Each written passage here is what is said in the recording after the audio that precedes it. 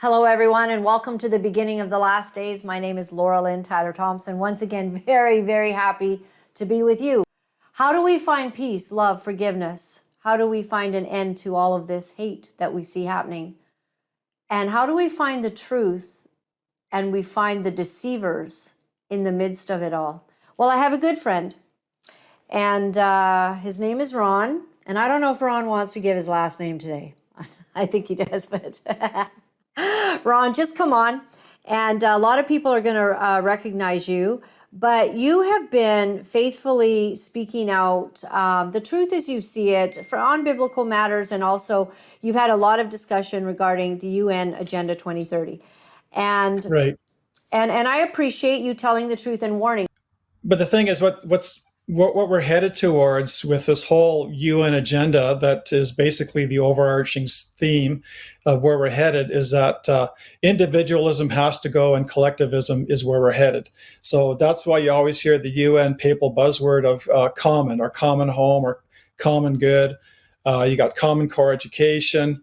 And so it's a collectivist type of thinking. And so any kind of individualism of protest is going to be basically eradicated or stepped on in the future. And it's happening now, as we can see what's going on with Canada. Yeah, so this is a real turning point. It could be. I mean, it could just, die down, but I don't think so. It seems like it's when you look at all of the timing of everything, and so we're bombarded with all of these different things going on. The Lahaina fire, and you got the climate agenda, the climate crisis. Barrage of things. All of this is all happening, and it's not just happening just happenstance, because it's all under the big umbrella of the UN WEF, UN Agenda 2030. They have their goals that they want to achieve, and it's hard to talk about Agenda 2030 and to get people to really understand it, because their eyes glaze over. But if you just talk about, I always say, well, have you heard of Klaus Schwab and the World Economic Forum that by 2030 you'll own nothing and be happy? That's their goal. And people can get that, right? And that's simple to understand. And that's really where all of this is going. All of these events are bringing us to this point. It's very reminiscent of what happened with 9/11 and how all of the checks and balances and the safeguards were basically bypassed. And you had the Twin Towers coming down, and then we had the war on terror, which basically is still, they declared the war on terror. It's not a war on a country, right? It's a war on terror, and it's still going on. The war on terrorism, and at first it was a terrorist outside the country, but then after a few years after 9/11, it was the terrorists who were in the country, and it was basically the right, who are the terrorists now, and So this is very reminiscent of all of that, and to me, there's too many red flags to just say that it's just all happenstance. So I guess the thing is, you have that, and then you have all these other things that are coming on that you can't really trust your senses anymore, because and the information that's coming towards you. And so, like you said with your good introduction there, is how do you discern? How do you figure out what's really going on? And for me, there's about 7 things of how I go about it, and maybe you can, add to that. Or, first of all, I ask God to be my guide and to help me not be deceived, because in the Bible, Jesus warns in Matthew 24, it says, "Be not be deceived," right? And in Thessalonians, it says the same things. And in Revelation 18, those who were deceived. So deception is the name of the game, and so. We can't allow ourselves to get caught up in emotions and the theater of the day of what's going on. So we have to have guidance from God as to be able to navigate our way through. And the way that's done is that there's a still small voice the Bible talks about in the back of your mind through your conscience, and thine ear shall hear a word behind thee saying, "This is the way walk ye in it," right? So there's that. Then I compare new information to established information, because I've been in this game for 40 years, watching this whole development of the New World Order and the global government. And, I've been checking things back and forth and whatnot. So I compare the new information to the old and cross-check. I consider new information and other people's opinions and other perspectives and factor that in to see, where does that all fit? And then I go and lay overlay everything as into Bible prophecy as I understand it, and then I challenge my established biblical understanding of prophecy and even the basic concepts of my belief system. So everything is up for grabs, and that's why I call myself a truth seeker, because I'll just go where the truth is. And then 7, I always cross-check everything in case I made a mistake. So that's where we're at right now. We're coming to a point when things are going to get, I think things are going to get exponentially more radical, where you won't be able to trust your senses. You won't be able to trust what you see. You can't trust a photograph anymore. With AI and everything else, if a video pops up of me saying, stuff, it might not be me. It might be AI creating it. So we have to have guidance on that. And again, so everything basically has to be, to step back, and all these little incidents happen, but we have to step back and look at the big picture and see that what is in play right now is UN Agenda 2030 and the WEF goal. And everything is about that. And so this is leading towards a one world government. And so maybe we can go into a little bit of history real quick here and then bring us to our present day. And this happened, way back when with the League of Nations. You had the First World War, and then the League of Nations got started to say, oh, look, this is horrible what happened. We basically need to have everyone come together so that we can have, one big happy family, and we won't have these, individual wars back and forth, which is, a logical argument and everything else. But it never really took off. United Nations didn't kind of pick up with it and whatnot. And then World War II happened. And then the UN came on, and it was established at that point after the war, because, 2 world wars, everyone's fatigued and say, yeah, okay, of course. But really this whole UN thing is basically the excuse is that we don't want to have world wars and we want peace and harmony. But really the end goal of the UN now is to have their own world government. And if you start looking into it, you can see that. A lot of the elites, they go into... they have their own religion basically, and they do their seances and they communicate with spirits and everything else. And so this whole elaborate plan is hatched at that level and is spread all throughout the world. And all these different factions all kind of fit into that. And one of the things is you got Albert Pike, the Freemason. He wrote that this is back in the 1800s, that there would be 3 world wars. Now people, say, well, this is debunked and everything else like that. But I heard of this 30 years ago with Albert Pike. And the first 2 world wars happened basically, as he said, and the 3rd world war would be in the Middle East involving Islam. And here we are.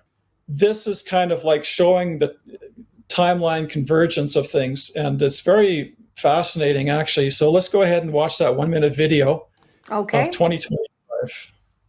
We'll bring that up. Let me quote the occult world directly. Alice A. Bailey, 2025 hierarchy will manifest itself. It comes from her book, The Externalization of the Hierarchy. But we must explain who the hierarchy is. Mm-hmm. The hierarchy are those spiritual Masters. Entities that run the world from behind the scenes. She writes, during the years intervening between now and then, very great changes will be seen taking place. When was this written? 1957.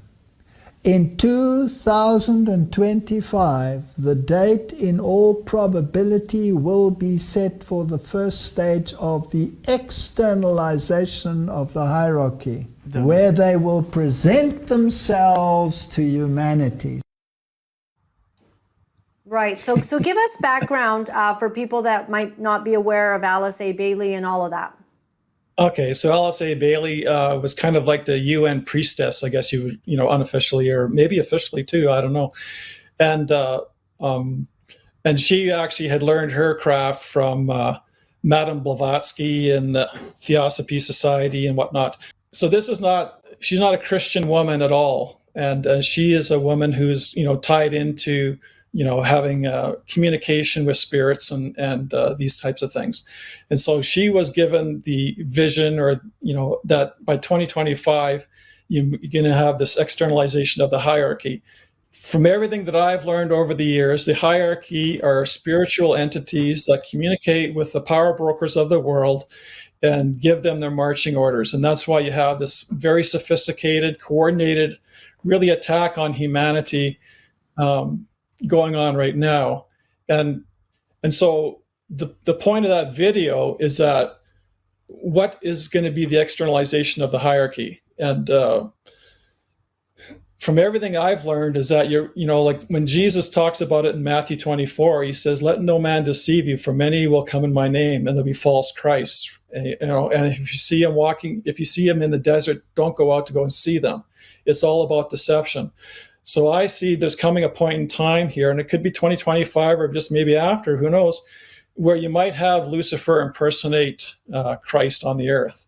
And this is where this war with Israel and the Ukraine war and all these different problems that are coming up with climate change, and everything is going to get ramped up to a blistering speed where people are just going to be clamoring for a solution, this problem reaction solution. So the problem is all the stuff. You have Lucifer coming as Jesus, on the earth, and then solving the problems, and everyone's, going to say, okay, this is going to be our 1,000-year of peace, like Hitler was talking about. And so anyhow, it's something to keep in mind.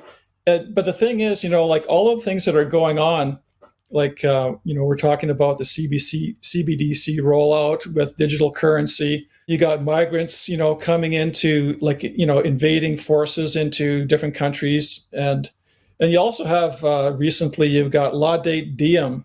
This is the Pope encyclical. He just released it just this last week. And it's actually a part 2 of Laudato Si. He wrote it in 2015, Laudato Si. And it's his encyclical on the environment and how we have to make radical change in order to be able to save the environment. And actually, I have a video just posted on my YouTube channel under my name talking about that, so you can go and look at that. And even that video that we just saw, it was a video I put together, my edit on it, and that was a 1-hour video, and I grabbed that little sequence there to share with people. And so there's the short videos that people can watch. But Laudato Deum, basically, he's talking about having a world authority with real teeth, and all of this all ties into UN Agenda 2030 and everything else like that. So I think that sometimes you have to lay blame somewhere. But when you do fully understand the history of Israel, when you go back to the Bible, when you go back to passages in the Bible where Jerusalem, that was the Jews, that was the people of God, the land Yes. was theirs. So you can understand that from the most ancient writings of all time are showing, parts of Israel to be belonging to the Jews. And Sure. so to me, it's only fair that they should be a nation. They should have the right to,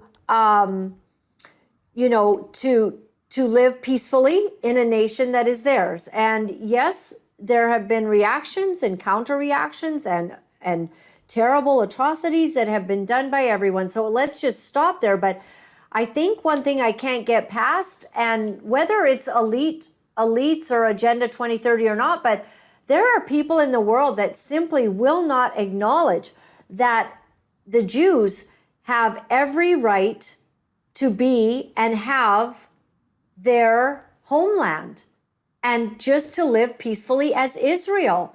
And people just hate them. Okay, yeah. No, I appreciate that. I mean, that kind of leads into where I'm going with this whole thing. And I'm going to share a contrarian view on this whole issue of Israel, okay? And how it ties into this whole end time deception of what we're going to be facing. And so keep an open mind and just factor it in as you see things developing in the future. So let's look at Israel. Okay, so you got many Christians believe that Israel is a fulfillment of prophecy.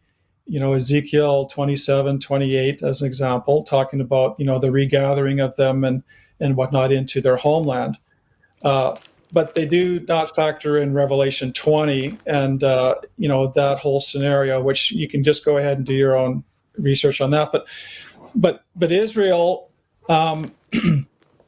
it was Palestine, and after 70 A.D. when Jerusalem was sacked, which is actually part of the 490 year prophecy, which we can get into too here. Their probation was basically ended. Okay. And so they were scattered all amongst the people. And then how did Israel become a nation? It started with the Rothschilds, the banking dynasty.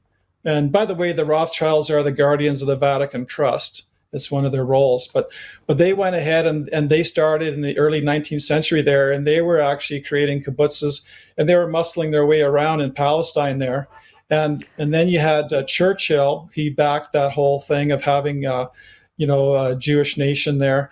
And then are you against Israel being a Jewish nation, though? Let me just ask you this, because I just don't know where to go with that. Because 1948, in the way I've learned, was the fulfillment of biblical prophecy. That why don't they have a right to be a nation?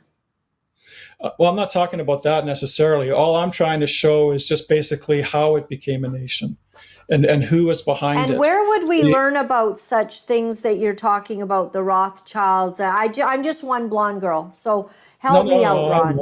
Yeah. Well, I guess you can just, look at, I think just even in Wikipedia, you might find some of that information. Well, that's a problem with Wikipedia too. I know, I get it. Right? No, but you can do a search around. You can find information on this. I mean, this is stuff I've learned over the last 35 years, right? But then you had basically what was going on in Germany there, and there was Jews who were seeing the oppression that was being built up upon the Jewish people there, and they were trying to get out of out of Germany, and they saved themselves by leaving. Yeah, they did. But I mean, the borders of Canada and the U.S. and a lot of other countries are very close to this whole thing. And really what was happening is they were forcing the Jews to go back towards this, where Israel is now. And so you have all of that going on. And then finally, at the end of it all, you had the United Nations being created. And the United Nations, was started with the Rockefellers. And so all of these globalists have created the United Nations. All of the globalists, or not all of them, but I mean, there's globalists involved in the creation of an Israeli state. And so that was created by them. Now, you could say, it's a miracle of God and everything else like that, and going and quoting Ezekiel 27:28. Okay, you can do that. That's fine. But it comes to the 70th week of the Daniel. There's a prophecy in Daniel chapter 9.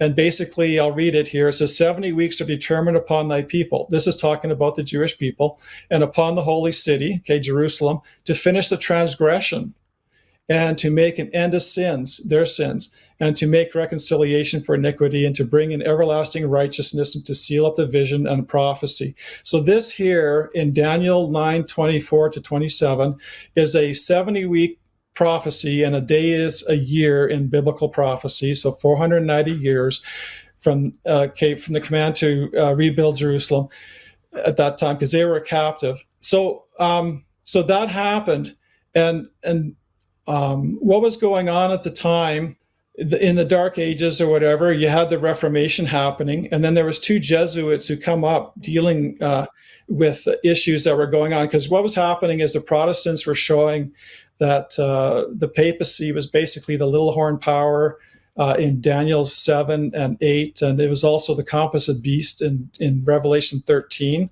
that had the deadly wound and was healed, and so to get the pressure off, you had Francisco Ribera. He was a Jesuit, and he created Futurism in 1590. And so what he did with that prophecy is he took the last week of that prophecy and he went and put it into the future.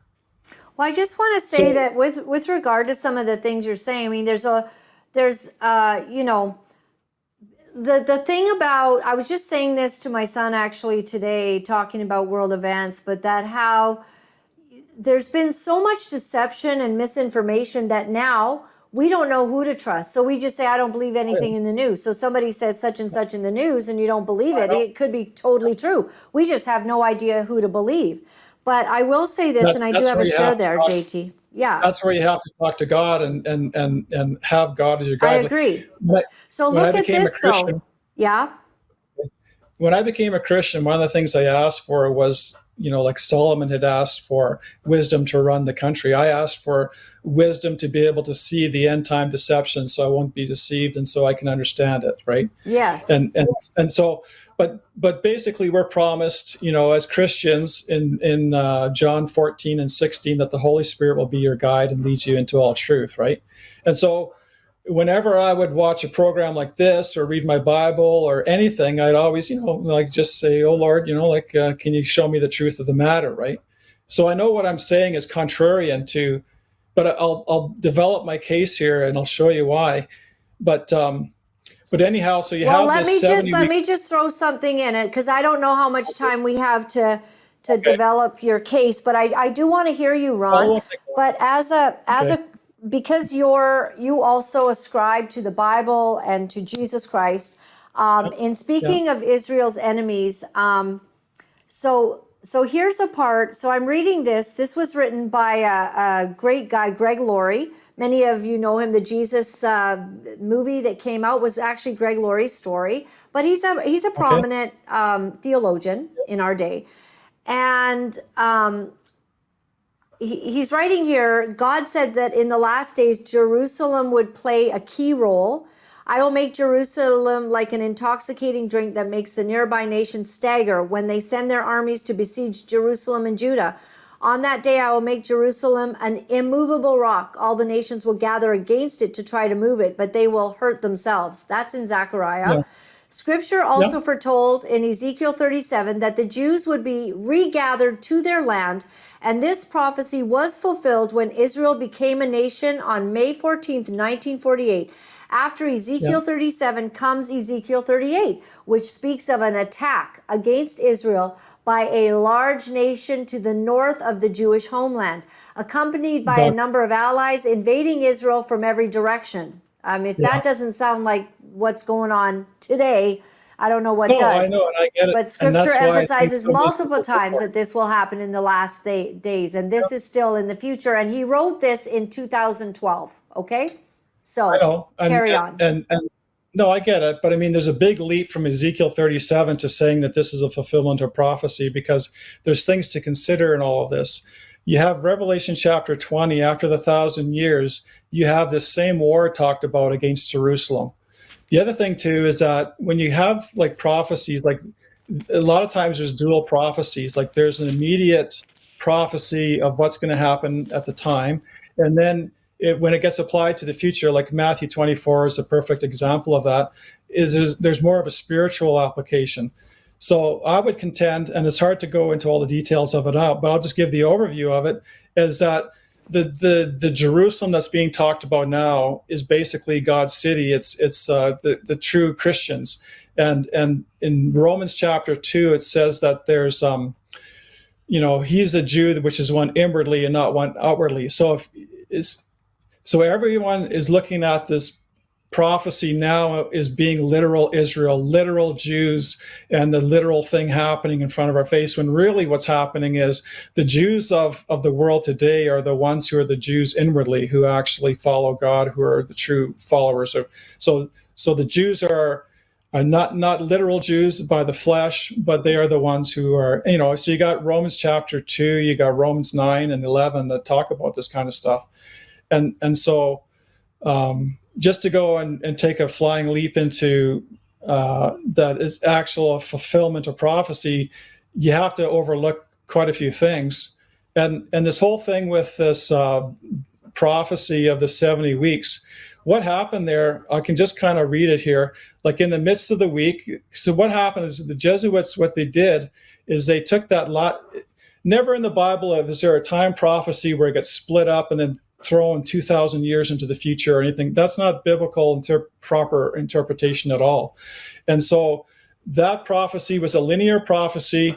And basically it says here, this is verse 27 of Daniel 9, in the midst of the week, he shall cause the sacrifice and oblation to cease. And basically, they take that to mean that there's going to be the Jewish temple going to be built. They're going to have to start sacrifices again. And then the Antichrist comes in at this point in time. He's going to stop the oblations to cease. When all of that is complete nonsense, because there's no point of any of that to happen, because Jesus was a sacrifice. There's no point of another temple or anything like that. And really what this is talking about here, if you actually take the time prophecy as a linear thing, this is actually the crucifixion of Christ. So what the Jesuit did was he actually took Christ right out of the prophecy, and then the stoning of Stephen, that happened 3.5 years later, basically, and that was the close of probation for Israel as a nation. And then that got consummated or confirmed in 70 AD when they went, and Jesus talked about the destruction of the temple in Matthew 24, and so the probation of Israel as a nation, this is the whole point, was completed in the stoning of Stephen, and by 70 AD it was all done. So there is no legitimate biblical, case for having a legitimate Jerusalem and everything else. To me, this is all a con, and this was actually promoted by various different. These Jesuits were doing it. Francisco Ribera, who was a futurist in 1590, but then it got into the theological schools, like Dallas Theological Seminary is a key place where these concepts were taught, and this is where Hal Lindsey came from, and Hal Lindsey promoted all this. Chuck Swindoll, David Jeremiah of Turning Point, Vernon McKee of the Bible Radio Network, Tim LaHaye, you got Chuck Smith, Jack Van Impe, John Hagee, TBN, Tyndale Publishing House. All of these entities were all pushing this, and it came from the source, came from the Jesuit. And then you have, on top of that, you had... I'm not sure everyone understands the whole Jesuit thing. Some people do. Okay, well, yeah, I know a little bit about it, but... I can just tell you in a minute here. So in 1540, Ignatius Loyola, he went into a cave for 30 days and he did spiritual exercises. And the reason why he went into a cave was to sensory deprivation. And so he just meditated. And then what happened at that point in time, he got imbued with powerful spiritual forces of the dark side. And that's Ignatius Loyola's spiritual exercises. And they became a group working with the papacy in order to thwart the Reformation. And so basically the Jesuits, they were kicked out of almost every country in Europe because they were always usurping governments, and wherever they were, there was trouble and everything else like that. And they basically, from everything that I've studied, is they're basically running the world. But then you had Scottish Presbyterian minister Edward Irving and James Darby in the 1830s promoting this pre-tribulation secret rapture that everyone believes in, right? And myself, when I study the Bible, I only see one rapture, and that's at the second coming of Christ, and it's not secret. And actually, Edward Irving, he was actually influenced by a Jesuit, Manuel de Lacaris. And so the Jesuits, what they've done is they've actually infiltrated and usurped governments, and they are the driving force of what's going on today. I think a lot of people believe that. But I think I struggle with your perspective in that you are not accepting that Israel is a nation, or you don't seem to be aligning with the fact that they have a right to, and that happened in 1948. I'm not saying that. I'm just telling people that, biblically speaking, there is no case that I can see for Israel being a nation. It's not a fulfillment of prophecy. I see it all being put together as a key element to be able to deceive Christians at the end of time, when you're going to have all of these things come together. Now, we're talking UN Agenda 2030. They want to have it complete by 2030. And big radical changes are going to happen in the next 3 years, I So think. I'll just read you from Greg Laurie some of the things that you've been saying again. Okay. But up to this point, so he basically he talks about Ezekiel 38 and 39. I would encourage my audience to get your book out for yourself, because we better start trying to figure this out. You know, Ron and I believe in the same Jesus, yet we are having, we're all trying to sort it all out. So I respect your position, and I want to hear your words. But so the book of Ezekiel in 38 and 39, some very serious things are happening, and I don't really want to go into. Yes. The thing, with 38 and 30 is that they are assuming, because they see Israel as a nation, that this is a fulfillment of prophecy. Yes, That's yes, we the do. only Many way of there's us do believe correlation that. between And the two. I'm not certain why you wouldn't. But in any case, up to this point, he says, do you have my share there, JT? Up to this point, the United States has been a staunch ally of Israel's. And I believe that one of the reasons God has blessed our nation is because of our continued support for Israel. Yeah. But it would appear these days that we are backing away from her. Remember, he's writing this in 2012. This is interesting, guys. And according to Bible prophecy, one day there will be no great ally behind Israel. There will be no great ally behind Israel. So we're still not there at all. She will stand alone when she is attacked by an enemy from the north and its allies. The Bible also predicts that a national revival will come to Israel when God will once again pour out his spirit upon that nation. But this will happen after the rapture of the church, he says. Romans 11:25 predicts some of the people of Israel have hard hearts, but this will last only until the full number of Gentiles comes to Christ. Okay? Yeah, no, I understand the narrative. It's for sure. I mean, that's what people are taught. It's not a narrative, that's scripture. And I do believe and hope the only thing that was scripture. The only thing scripture there was, was 37, 38. I mean, everything else he said was his conjecture on it. No, Romans 11:25.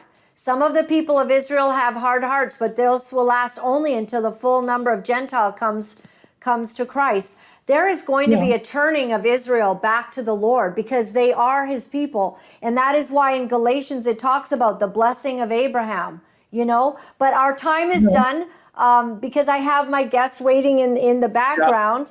I'll give you the final. Yeah. I think we're not far off, but I cannot personally align with not seeing Israel as a nation, and that is God's will and purpose. Okay, well, I mean, the thing that you have to overlook, though, is you have to overlook the prophecy in Daniel 9 talking about the 490-year probation period of Israel and how it all ended. It ended with the destruction of Jerusalem. I mean, but anyhow, I mean, people can consider that and just keep that in mind as they watch. You know what would be fun, Ron? You know what would be fun is we get you on and we get someone who's a real expert in Israel history and biblical text. Sure. That would be better, because I always say I'm just one blonde girl trying to sort through it all. But I do believe in Israel's right to be a nation, that they should be left alone, and that their land, as I read, the land that they occupy was given to them in biblical days. And so I just don't have a problem with that. Well, they have been created as a nation. It's a globalist who put it in there, and they basically created it to be a festering sore and to be an end time trigger point in order to fulfill what their whole end time deception is going to be. It might be a bit beyond my means. I like to look at facts. So what would be super cool is in the next few days, just send me where the Rothschilds formed the nation of Israel. And no matter, even if they did, I wouldn't really care, because sometimes God uses the evil schemes of the devil to fulfill his purposes. No, it was the UN. It was the UN that did that with Britain. Britain was involved in that and everything else like that. And it fulfilled prophecy. And as well, the Israelis should have their own nation. I stand by that. It's a contrarian view, and I know people are going to be backed up, with their theology and everything else like that, and that's fine, okay. But I'm just trying to point out that there is possibly another narrative going on here, and we don't want to be deceived. So we have to challenge our positions of where we're at. I And, agree with you in that there's aspects of this that are at play, but Yeah, on for sure. the issue of the nation of Israel, I believe it's Well, the word, I know you it's, know? it's like it's hardened, and Yeah. and I get Yes. it. I totally get it. Yeah. But But I still love you, Ron. I yeah, love you the point dearly. is, Yeah. the point is, going forward now, we have to, we have to really know what the Bible is saying. We have to do our own personal study. Study what, do your own personal study. Don't study what someone else says necessarily. You can take their points and then study it out, sure. But I mean, we have to have our own communion with God, our own connection. We have to be able to hear the still small voice, so that when things come at us that are going to blindside us, that we can actually be able to navigate around it. And On this final statement, I have full agreement with you. yeah, Full well, agreement. that's good. And that's a good then, place to end. well, one thing I like to share though is that, like with the Lahaina fire, people were living, and then the next day, all of a sudden, everything's burned down. Their Bibles are gone, their computers are gone, and all they are just have their clothes on their back. But I want to recommend actually something that people can get, and it's going to be a great safeguard. I think it's one of the best preps that you can actually do at this point in time, and it's a website called BibleMusic.com. And there you can actually get the Scripture Songs 1 through 5 albums, which I recommend highly to get. You can get them as a download. If nothing else, at least grab number 3 or 4. And then what it is that it's Bible passages that are extremely powerful, that are beautifully sung by a woman who sounds in between Karen Carpenter or Joan Baez. Maybe not in between them, but of that quality of a voice.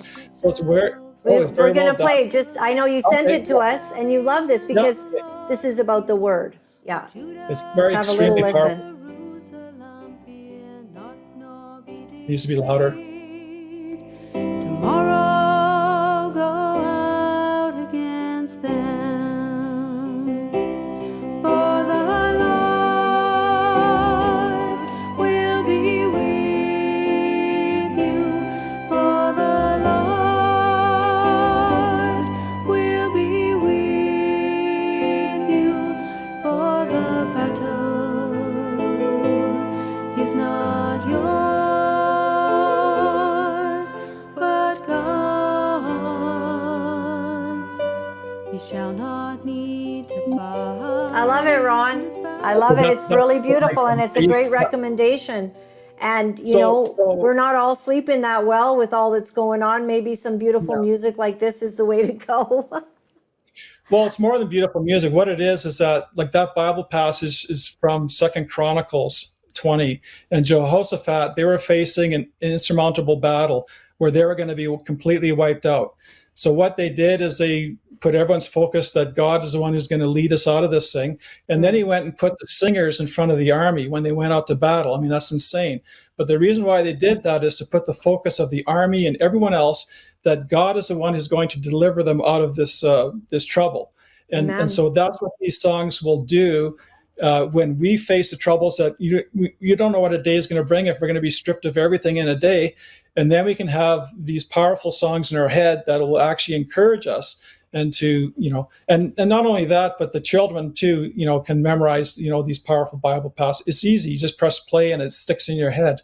Right. And so I highly recommend it. I like it.